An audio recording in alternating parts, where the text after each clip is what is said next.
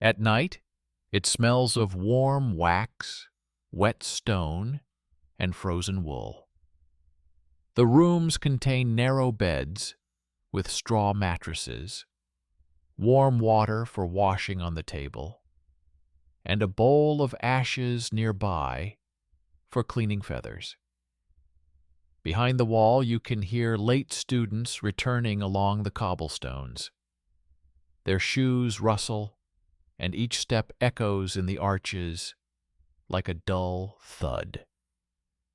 On the chest lies a rolled-up parchment, a private vow that the adults decided to take without witnesses, against the guardian's wishes. A quiet marriage is not a romantic gesture, but a bet against the house rules, against the right to control a woman's fate through her relatives and income. Hello, viewers, and welcome back. Please write in the comments which countries and cities you are watching this episode from, so that we can create a live map of our conversation. I wish you a calm but attentive listening experience. Next, we will discuss how a novel about sin turns into a case about guardianship, vows, and the right of an adult woman to determine her own life. 12th century Paris is alive with schools and chapters. Adult students pay for their place in class, and masters rely on donations and reputation. Canon laws protect property and order, while family guardians ensure that every union benefits the household. Against this backdrop, a union is born that myth will learn to call a passionate affair, and a document we'll call the consent of two adults, concluded without kinship permission. According to the canonical logic of the time, the consent of the adult parties, expressed in the present tense, was sufficient for the union to be considered valid. According to social logic, one more thing was required: the consent of the guardian, related to property, dowry, and family honor. The first prepared twist is the clash of two laws: ecclesiastical law, which recognizes the power of private consent, and secular family supervision, for which, without the consent of the guardian, the whole story looks like theft of rights and income. This rift marks the beginning of a case not about feelings, but about power over the body and name. The letters, which will later be read as a confession, are in fact arguments in favor of the right to choose. They do not ask for forgiveness for shame. They prove that a woman's adult choice is not equivalent to a misdemeanor. These letters convey the main point. Refusal to accept an imposed role is a legitimate form of behavior. But the city hears it differently. In the eyes of the guardian, a secret union is a direct violation of his rights as the disposer of his ward's fate and property. Pressure arises, disguised by the word repentance. The scandal must be removed, the honor of the house restored, the subject closed. This pressure is not a theological category, but an administrative practice. It is proposed to separate the private and the public so that the figures disappear from the square. One will go under vow, the other under the veil. The second prepared turn is the transformation of repentance into an instrument that serves the interests of the guardianship and the department, not conscience. The blow to the master falls not only on his personal life, but also on the school's finances. Reputation in such a city is currency. Adult students choose who to pay for lessons, and benefactors decide whose name is worthy of donations. The scandal disrupts the schedule, and with the schedule, income collapses. The house, once crowded with listeners, empties, and here documentary reality is louder than legend. Whenever there is a scandal in the public eye, the registers show movement. The third prepared twist is economic. The sensitive point is not in morality, but in the wallet, and therefore the rhetoric of correcting morals is built around the story, designed to restore support for the school.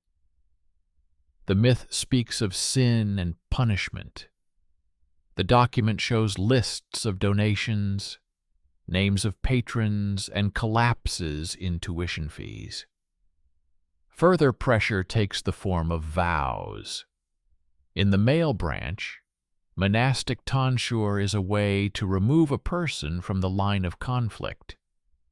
In the female branch, the convent is an instrument of guardianship, where status and property are transferred to a different regime. It is important to note that we are talking about adults and obligations that change their legal status. For the guardian, this is a convenient solution. The scandal is quelled, the property is under supervision, and the family's honor is saved. For her, it is a new point of choice, whether to accept monastic vows as a punishment or as a framework in which to build her own order. This is where the theme of the right to refuse comes into play. Not a crazy protest, but a competent move within the rules. A refusal to accept the imposed interpretation of the vow. An attempt to reconcile the statutes not with legend, but with the real life of the women's community. Myth likes to retell the domestic story as if everything in it was decided by the heart. In fact, everything was decided by the register. The monasteries had statutes, and the statutes determined who was allowed to do what, who was responsible for what books to read, how to manage property, how to accept donations, and how to protect property from encroachment by relatives. The vow emphasized not only abstinence, but also legal capacity. The abbess had a seal, the right to correspond, the right to accept gifts, and the right to conclude contracts on behalf of the community. This is not a romantic detail, it is management. In letters addressed to a well-known theologian, she asks not for words of comfort, but for statutes and interpretations suitable for life. A schedule, a reading calendar, moderation in food and sleep, a structure for spiritual care, and protection from outside interference. The fourth prepared turn is the transition from a love story to a legal entity. A woman of mature age insists on the right to run a household, to dispose of letters and statutes, to be responsible for people and property within the framework of a form recognized by the Church. The chronicle of those years sounds dull and harsh. The houses are cold. People are sick from dampness. The monasteries lack firewood. Copyists rub their fingers raw on parchment. People die of fever. Adult men and women fall not from lofty matters, but from exhaustion and wounds received on the road and in workshops. In this world, repentance is not light, but order. A vow is not a path to legend, but a contract for labor and silence. And if the city talks about shame, the office talks about seals and rights. Documents show that the right to refuse is not a loud slogan, but the ability to say no within the permissible, no to the role of embellishing someone else's story, yes to the role of community administrator, mistress of correspondence, keeper of the seal. The story will continue without pause. We will see how the scandal affects the school's faculty and finances, how repentance becomes social pressure with a predictable outcome, how vows and statutes make a woman a legal entity capable of accepting a page, not just carrying on a legend. We will compare the myth, the novel about sin, with the paper listing the lands, donations, rights of the abbess, and rules of reading. We will trace how the letters that people like to quote were in fact official notes about the organization of life. We will analyze why a secret marriage is valid for the canon by consent, but for the guardian, it is an attempt to disrupt the order. And step by step, it will become clear that the right to refuse here is not a scandal, but a craft of freedom. Not to destroy the house, but to redistribute the keys so that life becomes possible under all statutes. In disputes over the right to a secret union, everything boils down to two keys that do not turn together. One key is canonical. The consent of adults, expressed here and now, is sufficient for the union to be considered valid, and neither a bright ceremony, nor a feast, nor a long list of witnesses are required. The other key is domestic and property related. The guardian is responsible for the honor of the family, for future contracts, for the promised dowry, and for possible claims from neighbors. When adults take the first key and turn it without the second, the guardian's household hears it as a break-in. In urban gossip, such a union sounds like insolence against elders, and in the registers, like a threat to the usual order of transfers and obligations. For her, it was a decision by two adults about their own lives. For him, an attempt to keep his career and not ruin his teaching. For the guardian, a blow to his right of disposal. This triple line marks the beginning of a long corridor of pressure, where words about shame are hung on the walls, but the floor is only touched by power over the body, name, and property. The letters, which would later be called a confession, actually look like a series of notes from an adult woman about the right to choose. She did not remind herself of shame. She insisted on logic. A union should not destroy another's work, force them to give up their professorship, or turn knowledge into a trophy on the marriage market. Her voice spoke out against a simple scheme where a woman's fate is a bargaining chip for the homes of male relatives. She demanded to be considered a participant in the decision, not an object of guardianship. And when the city tried to cover up the pressure with the word repentance, she responded with institutions: a vow as her own order, a charter as her own measure, a library and correspondence as instruments of leadership. If the myth painted a scene of romance and punishment, the document showed a different picture. Adults arguing about what is permissible, a guardian demanding satisfaction, a school losing income, and then two vows turning a personal scandal into an administrative denouement, where the general public prefers to see moral drama. The archive smells dry and indifferent. Parish records note that the union was recognized as canonical according to the formula of consent, but its secrecy provoked complaints from the guardian. City registers record the doubts of the magistrate's patrons and the decline in tuition fees. In the students' homes, they discuss whether the blow to their reputation will damage the quality of their studies and whether it would be better to transfer. Praise, reverence, rumors, all of this instantly translates into economics.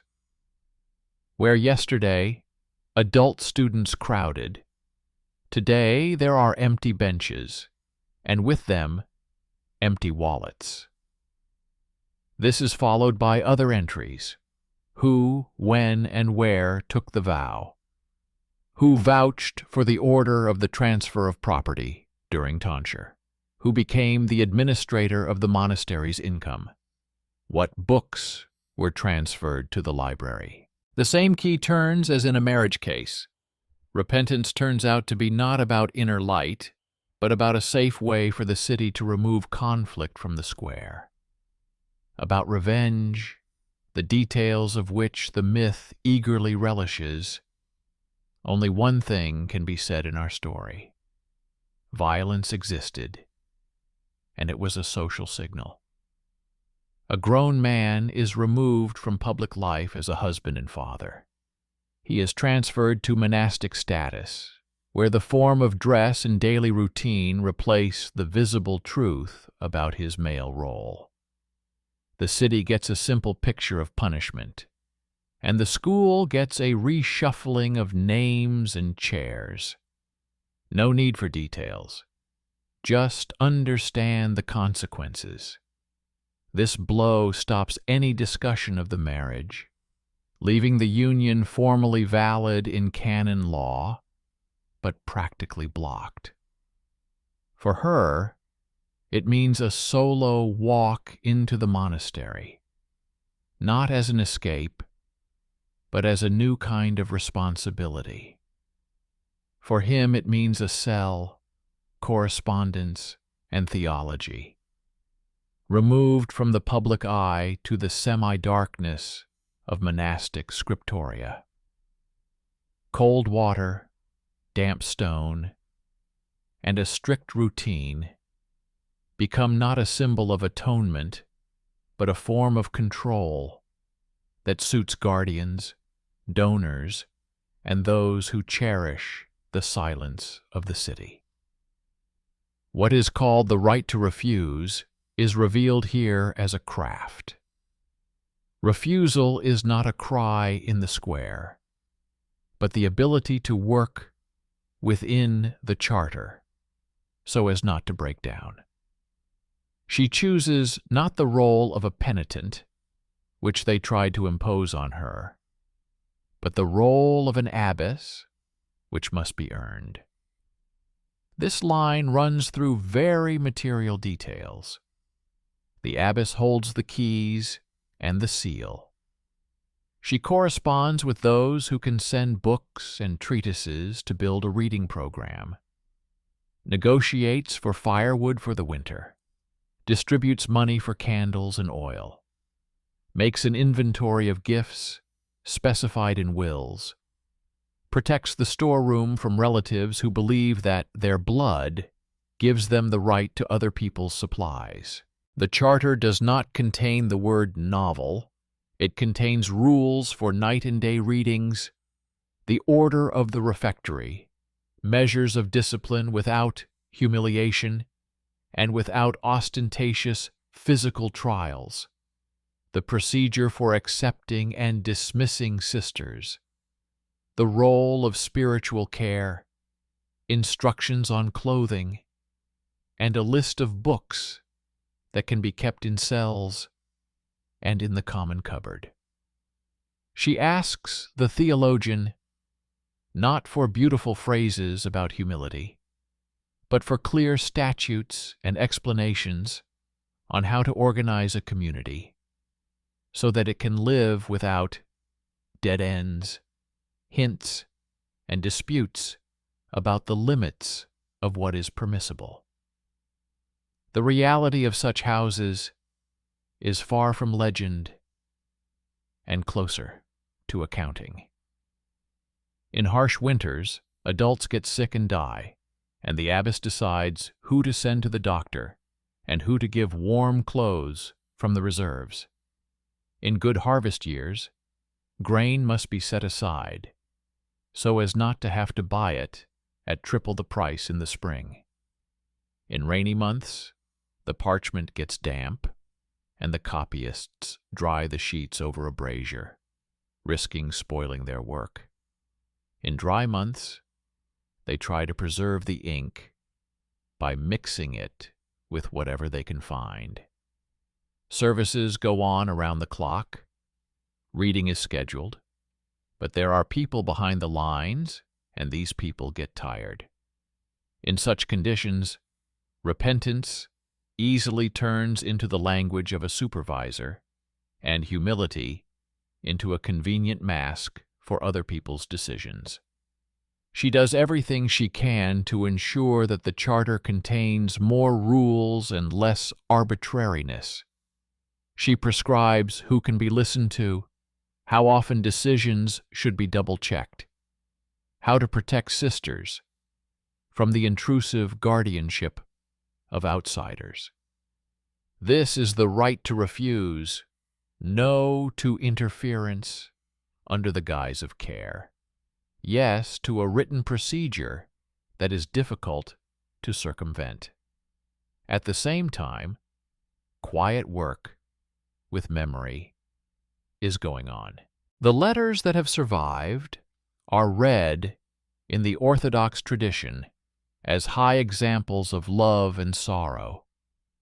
But on closer inspection, they are filled with practical questions.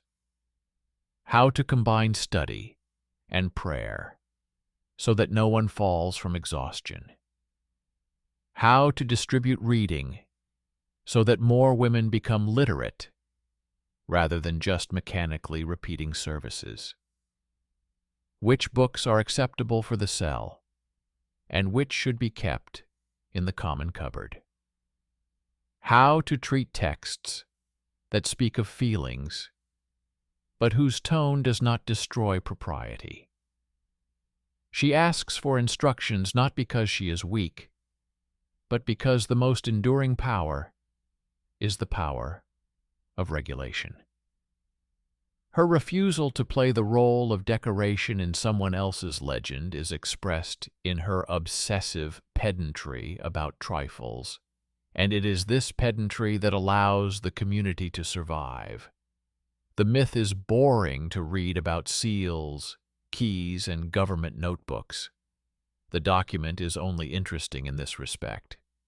Where the outside public likes to talk about shame and tears, the charter speaks of the abbess's rights to negotiate, accept gifts of land, conclude rent agreements, hire people for hard work, and defend the interests of those who consider a women's abode a weak spot and easy prey.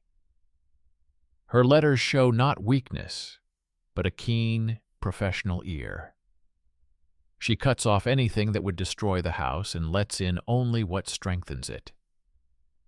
If necessary, she argues on paper with the author of the rules himself, when the practical experience of the community does not coincide with his ideal schemes, and asks not for consolation, but for a revision of a specific norm. There is more responsibility in this dispute than in any rhetorical admission. She asks not for mercy, but for tools. Meanwhile, the city continues to live as usual. Dust fills the fairgrounds. Fever fills the cramped houses. Buckets of water are poured into ditches, where a rainbow of garbage settles. Roads between monasteries and the market turn into sticky quagmires in bad weather. Funerals proceed without songs, because not everyone can afford a choir, and the cold makes voices hoarse. Against this backdrop, gentle words easily turn into a club. Guardians prefer repentance because it removes bodies from the square. School patrons prefer it because it frees the faculty from scandal. Chroniclers prefer it because it is a convenient moral. But as soon as you open the statutes, letters, registers of gifts, and disputes over land, you see that the story of passion is only a facade. Inside is a long struggle for the right of an adult woman to control herself and her home, to choose the language for her community, to keep the seal, and not just the veil. When they say that it all ended in humility, that is only half true. Yes, the figures took vows. Yes, the public square no longer saw them as a couple. But humility in her interpretation turned out to be a discipline of management. She did not give herself up to guardianship. She took others under her wing and became the address where letters, books, donations, and requests for rules were sent. This power is quieter than a master's chair, but it lasts longer. In the monastery's charter, every little thing, from the hours of service to the storage period for grain, becomes a guarantee that people will not fall apart at the first sign of illness or hunger. This is the right to refuse, brought to a craft, the refusal to be someone's moral lesson, the consent to be someone's home. We will not change our tone any further. We will simply follow the paper. How exactly the statutes enshrined the abbess's legal capacity, what forms of gifts protected property from raids by relatives, how letters were turned into statutes that could be used in neighboring houses, how saving on candles and bread made both reading and prayer more humane, how a private matter grew into a school of women's self-government, where the right to refuse ceased to be an episode and became a way of life. And the further we move away from legend, the clearer it becomes that there is no sin as a label in this story. There is long, hard work to turn choice into power, and power into order, which saves more lives than the most inspiring sermon. In the statutes, which were not to be recited but carried like a set of keys, a new geography of power gradually takes shape. Under the abbess's guidance, the women's community receives a seal, the right to conclude contracts for land and rent, the right to correspond and keep archives. Along with this comes the responsibility to answer to the bishop for the order of services, for reading, for fasting, and for discipline that does not humiliate the dignity of adults. What the myth does not notice appears on paper. The right not only to promise, but also to refuse. refusal to accept a gift with a burden that will destroy the house, refusal to listen to an illiterate guardian who brings foreign arbitrariness to the monastery, refusal to take an exemplary penitential stance when a firm hand is required. This refusal is not thrown in one's face. It is formalized in the lines of the charter and letters, where the boundaries of what is permissible are recorded time and again. Thus, the right to refuse ceases to be a flash in the pan and becomes a technology for survival. The scandal, which hit the department, the school's reputation, and the wallets of donors, left behind an empty auditorium and long lines of doubt. Against this backdrop, the choice of a convent seems not like an escape, but a rational redistribution of risks. A home where adult women live by the rules turns out to be safer than a home where a woman is listed under someone else's name and wallet. The documents show how poisonous tales are cut off from generous donations. Someone tries to donate land and immediately impose external supervision. The charter responds with a written refusal. Someone gently demands a place for their relative out of turn. The statute invalidates such conditions. Someone brings money and asks for special services too often. The abbess agrees to a measure that the house can withstand and records it in the schedule so that tomorrow no one will turn the request into a weapon. There are no lofty phrases here, only accounts, seals, and letters. It is they that make the refusal legitimate. At the same time, the domestic side of power is strengthened. Inventories of grain and wine lie next to the reading schedule, a list of warm clothes next to the confession calendar, and an inventory of candles next to the list of books allowed in the cell. Each section follows the same logic. The word must not be allowed to push the body out of the house. Therefore, readings are distributed so that adults do not collapse from exhaustion.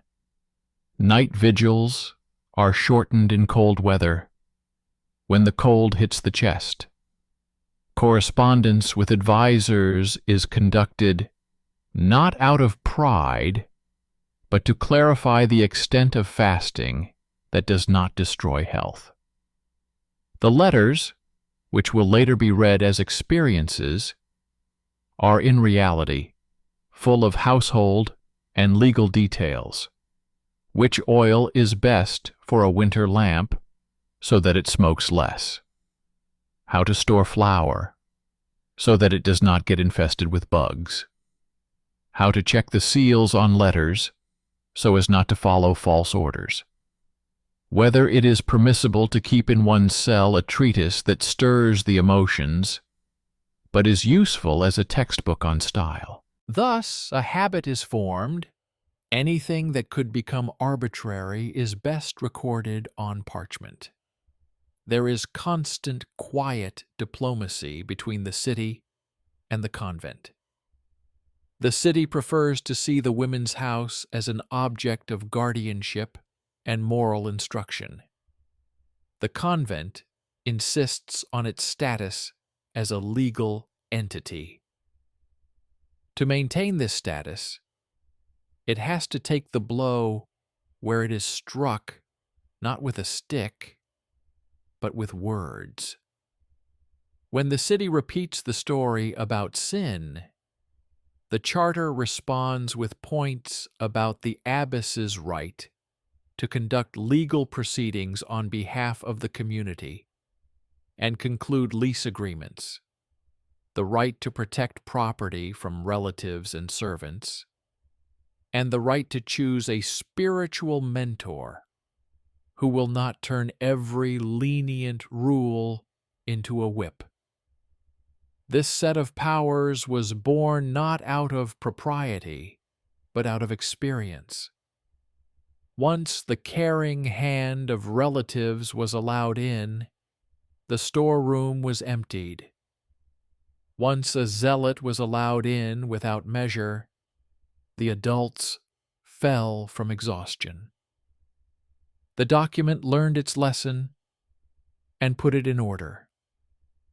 No external guardianship without the consent of the home, no repentance as a public performance, but instead discipline, where the goal is clearer than the form.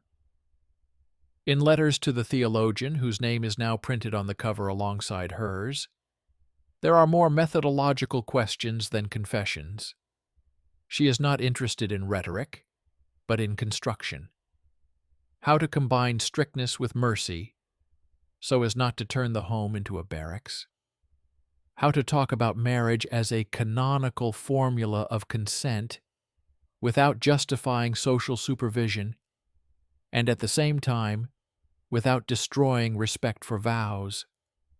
How to protect women from the pressure of those who believe that their shame should be useful to someone else's reputation. She does not ask for privileges. She asks for clear language of norms so that no one can replace the meaning with a reference to vague tradition. And when the answers come, they are immediately translated into rules. How long to remain silent between readings, how to assign duties in the kitchen and infirmary, how to change the schedule of services during periods of illness so as not to increase deaths from colds. Here, the right to refuse sounds like the right to say no to an overly zealous interpreter of the Charter, and yes to reason, which does not sacrifice the body to the altar of someone else's imagination. A distant echo from outside still carries rumors of shame and punishment, but inside something else is growing, a register of gifts and agreements, where her signature and seal appear next to the names of donors and witnesses. With each gift, polished of hidden hooks, with each letter of refusal to submit to arbitrariness, with each exchange of letters with those who help with books and advice, her power grows stronger, a power that is difficult to suppress with either the whip or whispers. This power is alien to loud gestures. In the house, there are no performances of repentance, no display of illness or death. But the expense book shows that they survived the winter without giving away their last flower. The staff list states that the infirmary keeps warm water and clean clothes. The schedule shows that night vigils are shortened during frosts. This is not a legend. It is care as a form of policy. The comparison between myth and paper becomes clear at this point. The myth preserves the scene of a secret alliance, collapse, punishment, humiliation. The paper preserves evidence of her legal capacity. Deeds where she accepts land, negotiates rent, appoints those responsible. Letters in which she argues with the idealist on behalf of practicality. Statutes that spell out the rejection of destructive burdens. The myth wants to think that her voice is the voice of the repentant. The document stubbornly shows the voice of the leader, sometimes soft, sometimes harsh, always attentive to the consequences. Her right to refuse is not a gesture against the law, but the right to choose a version of the law that saves people. This is how the geometry of history changes. The novel about sin dissolves into a management scheme, and shame turns into an accounting item for the cost of candles, a value that can be reduced with the right schedule. Between the lines of this chronicle lies the pain of the real century. Adults die of disease, frostbite, and exhaustion, and no charter can undo their mortality. But the charter can cancel unnecessary death if it does not allow a zealous overseer to turn discipline into torture. And this is also a right to refuse, to say no to what calls itself holiness but leads to empty beds. At this point, history provokes the main question: who has the right to interpret the norm so that it does not kill? The answer has already been given by signatures and seals. It will be interpreted by those who are responsible for bread, warmth, books, and people, not by those who pride themselves on loud slogans. Thus, not only the veil, but also the keys, fall into the hands of women, and they ring not as a trophy, but as a tool. Further, remaining in the same rhythm, one can trace another layer: the monastery's connections with other houses. Letters circulate not only vertically but also horizontally, from community to community, from abbess to abbess. Some share reading lists, others trusted suppliers of firewood and oil. Some send out-of-date statutes that already include a clause on the right of the house to refuse gifts with onerous conditions. Some ask for a copy of the schedule, which specifies the extent of fasting, without undermining the health of adults. This exchange turns her house into a hub of the network, and her name into an address where people turn to for the norm. This is how a school is formed, not one of novels, but of management. In this school, refusal is a compulsory subject, not to be a thing in someone else's story, not to be a mere decoration of someone else's repentance, not to be a reason for someone else's career triumph. It is here that the story approaches the edge of its final turn. Not a cliff, but a bridge, beyond which the right to refuse becomes the right to assert one's own rules. Not denial for the sake of denial, but affirmation for the sake of life. To specify who the house lets in and on what terms, how the house distributes votes and responsibilities, where the line between care and guardianship lies, how to protect the library from the care of those who want to take books away in the name of someone else's reputation. Silence here is not cowardice, but discipline, not repeating myths until the paper has been checked, not stirring up conflicts until the storerooms have been locked to prevent abuse, not to display humility until the infirmary, kitchen, scriptorium, and heart of the house, the order that keeps people alive, are protected. This is the place where the story of passion finally turns into a document of governance, and where refusal ceases to be a whim and becomes a recognized and legal right. It is from this horizontal network that the quietest but most decisive effect arises. the house asserts itself not as a place of humility, but as a subject of correspondence and law. Letters are sent not only for advice, but also as notifications of contracts concluded, gifts accepted, disputed boundaries of plots of land, and guardianship of adult women who have come to the community without the support of relatives. Where previously guardians spoke on behalf of women, now the abbess's signature and the imprint of her seal on wax appear. This imprint changes the trajectory of others' intentions. Relatives cease to count on easy access to supplies. Under the guise of family supervision, suppliers get used to the fact that delays in deliveries of oil and firewood result not in pleas, but in written complaints.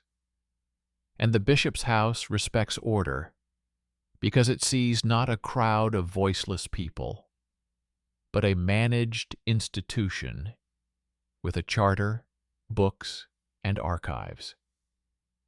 In the city's memory, this seems boring, but boredom is a form of security. The more paperwork, the less room for arbitrary actions by outsiders hiding behind words of propriety and shame. The next step is to consolidate the connection between the house and the name that myth always places next to her name. The external scandal has long since dissolved into monastic routine, but the legal fallout continues for years. It is necessary to clarify who is responsible for the library and for the letters left by the master, who has the right to keep his records, and who has the right to dispose of their copies. How to formalize the transfer of part of the manuscripts so that they do not become the prey of fame seekers and do not dissolve into private collections. She acts not as a keeper of memory, but as an administrator. She requests confirmation of rights, record storage conditions, and demands that the books serve the educational program rather than someone else's vanity. Where myth paints a picture of sorrow, the document shows an inventory, and this inventory protects not the past, but the future of adult women's education. Thus, the right to refuse becomes the right to say no to any use of the name that turns the house into a backdrop for someone else's legend. Against this backdrop, something that is usually overlooked in stories about holy feelings takes on significance: the organizational layout of the year. The reading calendar is combined with the work of the infirmary and the kitchen, so that there are no empty hours during which people freeze and get sick. Night shifts are shortened during cold spells so that adults do not faint from exhaustion. Correspondence is divided into segments with mandatory breaks so that fingers do not develop sores from knives and quills. Fasts are coordinated with actual deliveries so that zeal does not become a cover for saving on bread. At the level of words, this is called prudence. At the level of bodies, it is a reduction in mortality. In Letters to Union Houses, she describes these measures without romanticism, like a mechanic describing the maintenance of a machine: clean, lubricate, change on time. The charter, implemented in this way, ceases to be a club and becomes a tool. But anyone who tries to turn it into a club comes up against lines that spell out in advance how much can be demanded, and what will happen if the demand destroys a life. The system ceases to depend on the morals of the zealot and begins to depend on the procedures to which he is obliged to submit. But even the most precise charter cannot cancel out the outside world. Turbulent years bring new threats. Robberies multiply on the roads. City authorities argue over duties. People with varying degrees of zeal come and go in the bishop's house, and scribes ready to trade in other people's letters proliferate at fairs. Each such shift tests the strength of the house. In response, additional measures are taken. A clause is added to contracts with carters about armed guards for manuscripts during transport. The library and storeroom are secured with the word inalienable in the deeds of donation. In correspondence with the bishop, previous agreements are gently but insistently recalled, so that new servants do not rewrite the rules to suit themselves. A guarantee is drawn up in the city court in case of a dispute over the boundaries of the garden or woodpiles. All this is not heroism, but technique. However, this technique shows how the right to refuse works externally. Refusal to obey a new clerk if he demands to violate previously approved norms. Refusal to make dangerous trips without an escort. Refusal to give verbal consent without a letter and seal. The system faces its most painful test when the person whose name was synonymous with defiance leaves. The death of an adult man does not erase his traces. There are manuscripts, debts, promises, ill-wishers, admirers who want to dispose of his remains and memory. In legend, this place is always depicted with feelings. In a document, it is depicted with routes, permits, signatures, road security, and a burial agreement. She has to negotiate so that the body is buried where the house can ensure order and memory. She has to respond to letters from those who want to turn the funeral into a sermon or a court of law. She has to think about how to prevent the market of fame from destroying her home. She acts as she has acted all her life. She compiles requests into an inventory, separates the necessary permits from endless opinions, asks for an escort for the journey, pays people for their work, and demands silence where silence is not a pose, but a form of respect.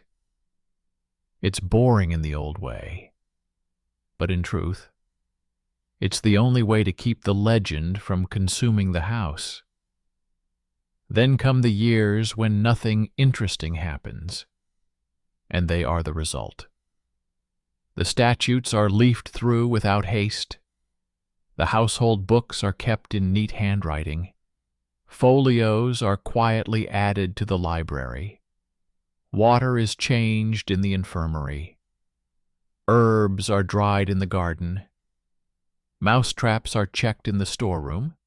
The lamps burn evenly in the cells, and a bunch of keys hangs on the wall. Behind this smooth surface lies a continuous defense against those who like to revisit old stories.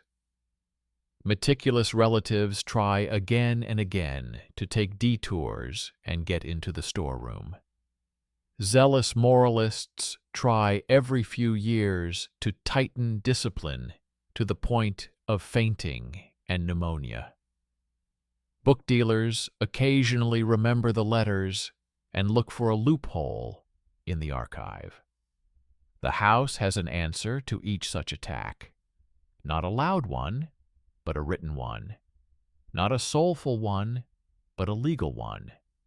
Refusal as a form of care. Refusal as a form of responsibility. The craft of refusal is not destruction, but reinforcement. If you put two versions of this story side by side, the difference becomes obvious. In one, it is a novel about sin, punishment, and humility, where a woman is the cause of someone else's drama. In the other, it is a long chronicle of the institution's maturation, where a woman is the administrator with the right to vote, print, and refuse. In the first version, all events lead to the stage and morality. In the second, they lead to lines and signatures that save lives. Myth requires tears and catharsis. Documents require bread, firewood, statutes, and libraries. Myth asks about feelings, document asks about responsibility. And where myth utters the word shame, document says guardianship and property. Where myth calls it repentance, document shows procedure. Where myth admires humility, document records legal capacity. The ending in this vein never seems loud. It is not a victory over a century, but a victory over a day. Every day, she locks the door. And this is not a metaphor. Every day, she checks the list of books and the list of things to do. Every day, she clarifies the rules because fog is a corridor for foreign power. She did not eliminate the pain of the century, the cold, the diseases, the sudden deaths of adults did not go away. But she eliminated the unnecessary pain, the pain that comes on the shoulders of zeal, vanity, and guardianship. This is what the human outcome consists of. Not in the fact that the world recognized the rightness of her love, but in the fact that it recognized the rightness of her signature. A home where the rules are spoken not with the voice of the rod, but with the voice of reason, where the seal protects from care, and where the rejection of imposed roles has become the norm. Such a home outlives legends, and when, many years later, a stranger's hand opens the archive and blows away the dust, she will see not a beautiful tragedy, but a network of decisions, each of which chose life. This is the most sober meaning of the confession of history. Myth creates a facade. Documents hold up the walls. And the right to refuse is a door that is closed from the inside to keep those inside adult and alive. The house, once considered a refuge from noise, is gradually turning into a crossroads where legal, economic, and scientific lines converge. Adult women without family support come there. Letters with questions about the distribution of readings and the measure of discipline come there. Carters with oil, grain, and candles go there, and there, in the silence of the archive room, deeds of donation and records of court settlements are stored. These papers bear a seal, and the seal speaks louder than legend. The community acts as a legal entity capable of accepting, refusing, litigating, hiring, and commissioning. Here, The difference between myth and document is particularly clear. Myth loves emptiness and emotion. Documents love lines and responsibility. The more lines there are, the less room there is for arbitrariness, which is covered up with words about family honor and useful repentance. The internal order of the house, which is often presented as silent prayer, actually resembles a well-organized workshop. There are designated hours for reading, but not to the point of fainting. For work, there are norms, but not to the point of illness. For fasting, there is a measure that takes into account the weather, age, and health of adults. For sleep, there is silence, which is not disturbed by a zealous overseer with homemade rules. The Charter contains things that are usually overlooked by outsiders: a clause on permissible overtime in the kitchen, a clause on the inviolability of personal space and belongings, a list of books allowed in the cell, and a list of those kept in a common cupboard and issued in turn. The main thing in these lines is the pre-written refusals. Refusal to engage in excessively long vigils in winter. Refusal to perform back-breaking household feats. Refusal to engage in imposed examples of humility that cripple those who carry the house on their shoulders. The right to refuse here is not a slogan, but an engineering detail that keeps the structure from collapsing. Life outside does not stop and continues to test the strength of the house. Servants change in the bishop's house, and with them the tone of the letters changes. One prefers gentle reminders, another admires the rod of form, and a third refers to a vague tradition under which it is convenient to tailor any requirement. The community's response is always the same: a greeting, a reference to previously approved norms, a polite but firm rejection of anything not agreed upon by the statute, and a proposal to discuss the measure in terms of the real life of the community, not the imagination of a zealot. A dispute arises in the city court over a strip of land around the garden. The neighboring house believes that the border has moved over the years. A list of old deeds, a receipt for the transfer of boundary stakes, and the testimony of people who still remember the former location of the gate are placed on the table. Again, boredom, again lines, again a stamp, and again it is stronger than any cry, because the cry disappears, but the paper remains in the cabinet. The financial side of this story is no less acute. On paper, there are small but important sources of income: rents from neighboring plots, seasonal donations for candles, rare large gifts, which are inevitably accompanied by dangerous conditions. Any generosity is checked for hidden hooks. If a donor wants a place in the house out of turn for a relative, the Charter responds with a clause on the order of admission.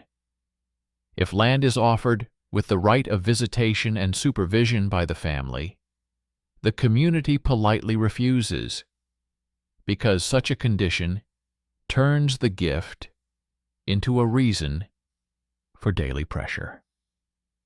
If someone wants to buy remembrance with too frequent services, the rules set a limit that will not destroy the house.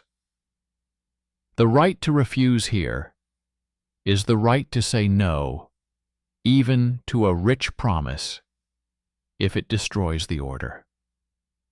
Not only reading depends on this order, but also bread on the table, warmth in winter, and the fact that no one dies from someone's generosity.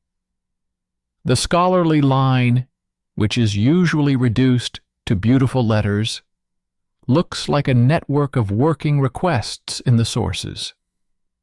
Some houses send reading schedules, others send verified lists of acceptable books, and still others send methodological notes on how to divide the library into for the cell and for the common room, so as not to destroy either discipline or initiative. In these exchanges, there is no high recognition and no humiliation. There is cooperation between adults who have taken on responsibility. It focuses not on feelings or drama, but on the program. The program is a safeguard against accidents and someone's sudden burst of zeal. If a new treatise arrives that stirs up the style but could destroy the balance, it goes into the common cabinet, not into the cells. If a new advisor is enthusiastic about the pedagogy of fear, his measures are compared with the real forces in the house, and the excess is cut off in writing. Against every "so cries conscience" lies "so says the charter," and this voice is quieter, but more stable. Neighboring men's houses are also included in the exchange. To an outside observer, it looks like correspondence about the high, but in reality, it is a constant audit.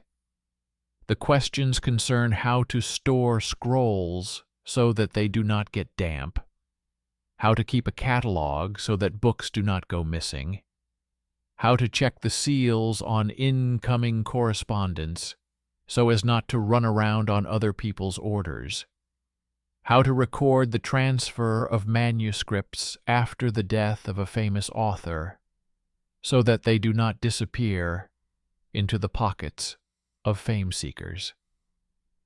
There are no instructions for the repentant here, only agreements between institutions. It is a woman's house, but the voice is legal. This sounds unusual for the city's memory, but this is how the order is changing. Where women used to be seen as objects of instruction, they now act as an address, a seal, a signature. The most useful thing here is the dry language of refusals. Refusal of private audiences without reason, because they turn into a channel of pressure. Refusal of verbal orders, because memory is a weak safe. Refusal of exemplary repentance, because showing off kills dignity and discipline and does no good. Refusal of excessive jealousy, hiding behind beautiful words. Refusal of suppliers who repeatedly miss deadlines and then offer to make amends with a discount if the house does not file a claim in court. Each refusal is formalized in a provision or letter so that tomorrow there will be no need to argue again over nothing.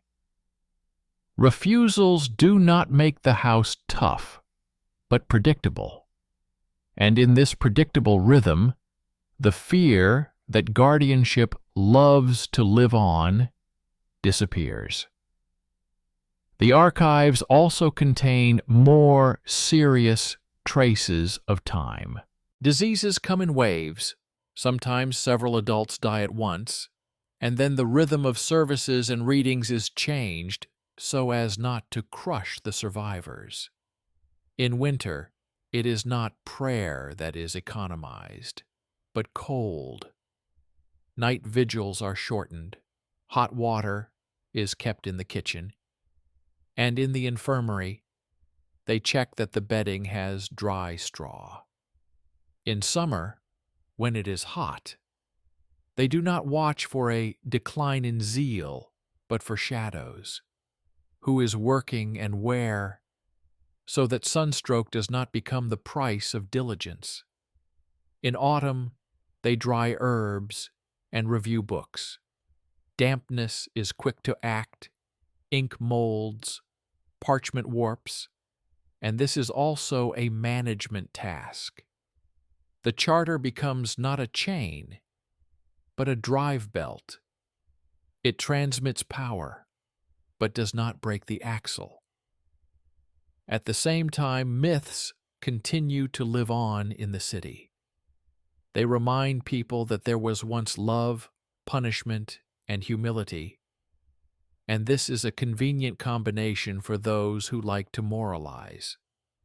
But in every register of donations, in every inventory, in every letter of refusal to read at too low a temperature and too long services, there is another bundle: guardianship, property, legal capacity. The house accepts adults and is responsible for them. The house says no and explains why. The house lives long, not because it has renounced pain, but because it has renounced unnecessary pain. In this transparency, the ground for educational performances disappears. The fewer performances, the more lives. When external noise does break through, a new attempt to put the house in its place, a new official who loves order for order's sake, a new relative who believes that the community is obliged to correct someone's reputation, the community has the same answer. Show the parchment. Show the signatures and witnesses. To show where the charter says yes, where it says no, and where it says yes under certain conditions. To show that a vow is not a trap for the body, but a regime of responsibility. To show that refusal is not insolence, but part of a contract, recognized by the bishop and the city. To show that adults live here, not material for someone else's example. This is not a victory in the square, nor is it a loud triumph. It is constant work to maintain the boundary, where someone else's habit of disposing of things breaks down. This is how the outcome is formed, which is difficult to sell as a legend and easy to read as a report. The private union of two adults, formalized without the blessing of a guardian, became the reason for a series of blows. To the home, to the department, to reputation, to wallets. Loud morality tried to turn the story into an example. But, within this attempt, an institution grew that learned to live by its own rules, not by the moods of others. The woman took over the seal, the correspondence, and the keys, and that changed everything. Her right to refuse became a form of authority that is respected even by those who prefer to tell the old fairy tale. There are no shouts or scenes in this power. Instead, there is firewood for the winter, books on the shelves, water in the infirmary, light in the cells, a schedule that protects, and an archive that does not lie. And when, many years later, someone tries again to piece together this story from convenient bricks of shame and atonement, they will have to walk through the room with the parchments. It is quiet there. It smells of dust and the iron of seals. There lie answers that do not fade with retellings. There it is clear that the right to refuse is not an act of despair but a routine. and that it is routine that has saved more people than any magnificent confessions. There it is clear why myth retreats before paper. Because paper can keep a house, and a house can keep life. And because the word no, spoken calmly and recorded properly, does not have to be paid for with someone else's blood, but only with one's own labor. This is the mature victory that remains when all the legends have faded away. A woman's right to determine her own life, not as an exception, but as the proper order, certified by a seal and sustained over the years.